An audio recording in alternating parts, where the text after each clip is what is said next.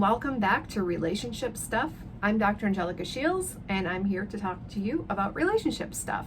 Whether it's your relationship with yourself, your relationship with other people, or your relationship with something like spending or discipline or your own emotions, this is a place where we talk about it. So let's get to it.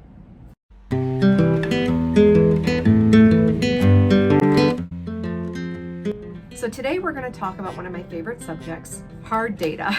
So there's a guy named John Gottman, and he's really well known in the field of couples research because back in the day, he had a lab that he called the Love Lab, where he had 3,000 couples come through. And he had his lab technicians document every single interaction of these couples, and then they analyzed that data so that they could discern which characteristics and communication predicted divorce or unhappiness, and which characteristics or communication predicted going the distance and being happy. What they came up with in the Love Lab were there were 4 distinct behaviors that predicted divorce or certainly unhappiness. Those behaviors were contempt and criticism. So a very one-up, negative, angry vibe toward the other person. But I was surprised. Even just criticism, even just saying like, you're such a messy person, get your socks off the floor. The you're such a messy person part is not a casual thing. It's one of the 4 behaviors that predicts divorce. And the other 2 were defensiveness. So being so involved in defending your own ego or self from perceived criticism that you can't be there for the other person. And stonewalling. Stonewalling is when you basically put a stone wall between yourself and the other person. It might be just storming out and saying, I don't want to talk about this. Or it might be just shutting down and refusing to speak. Those are the 4 things that predict divorce. Now, John Gottman was human, not a robot, so he knew enough to realize that if he went and told people this, every single couple, even the ones that went the distance and were very happy, would be like, oh, we engage in those behaviors sometimes. So he went back to the data and looked a little bit more carefully and found that there's actually a ratio. There's a number of positive to negative interactions that you want to shoot for because everybody has negative interactions. But the couples that go the distance have a ratio of at least 5 positive or neutral interactions to 1 of those negative interactions. Let's talk about men and women a little bit. So his Love Lab was researching heterosexual couples. I'm interested in the Big 5 personality test, so we kind of have an idea of some of the general personality differences, even though on an individual level, of course, there are exceptions. So for a number of reasons, it's pretty clear based on personality style and temperament and need, maybe even evolutionary biology. I don't know. I mean, that to me is very theoretical.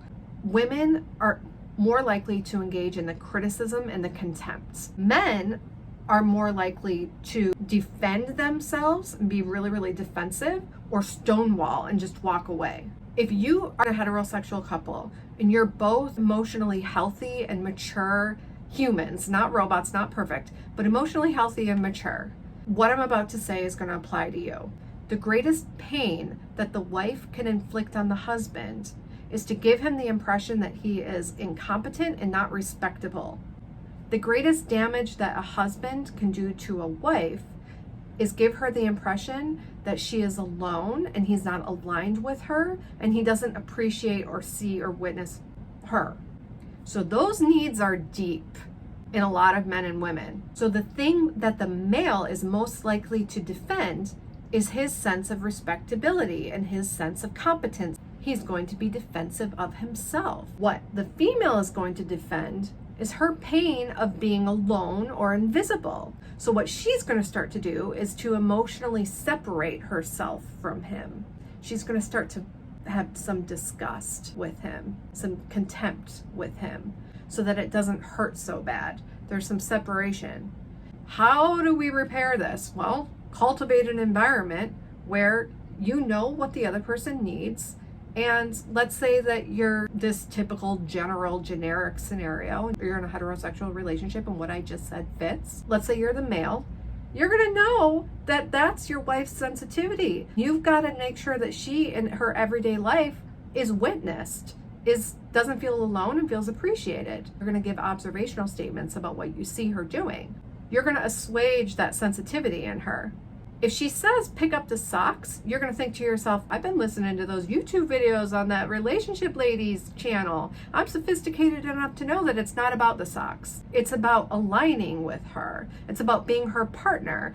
And John Gottman also found, incidentally, there's another predictor of heterosexual couples going the distance. I'm just delivering the data. It is what it is. The data says if the male can accept influence of the female, meaning if the female makes a request of the male and the male says, oh, I'm flexible enough to do that. I'll pick up my socks even though I don't really care about it. That predicts that couple going the distance, because for a number of reasons indicated on personality testing and also potentially evolutionary psychology, women are more interested in keeping order and they're more sensitive to being alone, not seen, not cared about. It's not about the socks.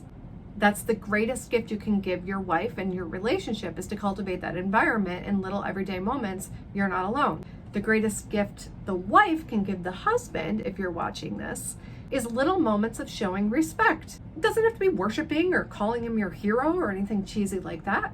Just ask his opinion on something, cliche as it sounds. Doesn't even have to be asking his opinion about something. Put your phone down and listen to what he has to say. It seemingly matters to both of you, but it might matter 10 times more to him. It might be all he needs. A lot of males need less caretaking than we think, and they just need more regard, more being considered respectable, not necessarily agreed with all the time.